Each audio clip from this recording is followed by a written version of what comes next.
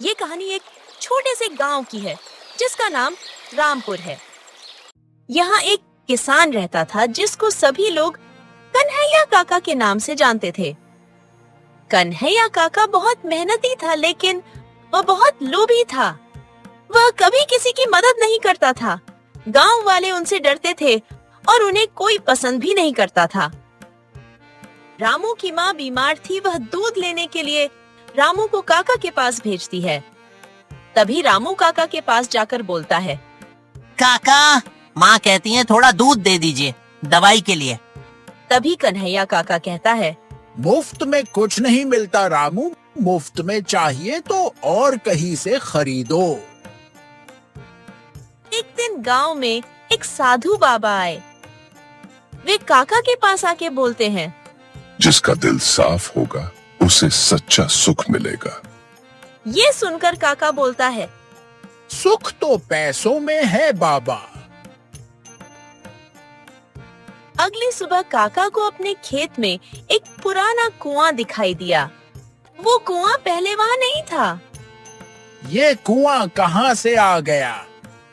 तभी कुएं से एक आवाज आई, जो भी दिल से दान करेगा उसे मनचाहा इनाम मिलेगा। काका ने कुएं में थोड़े से गेहूं डाले। कुछ ही पलों में कुएं से 2 बोरे गेहूं निकल आए। इसे देखकर काका बहुत खुश हो जाता है और बोलता है, अरे वाह, अब तो मैं रोज कुछ ना कुछ डालूंगा। काका का लालच दिन प्रतिदिन बढ़ता जाता है। काका अब रोज कुएं में कुछ ना कुछ डालते और बदले में 2 गुना पाते, और वो किसी को बताने की बजाय लालच में और डूब गए। तभी काका मन ही मन सोचते हैं, अगर मैं अपनी गाय डाल दूं तो शायद सोने की बैल मिल जाए। काका ने अपनी प्यारी गाय को कुएं की तरफ खींचा। गाय शांत खड़ी रही, जैसे सब कुछ समझ रही हो।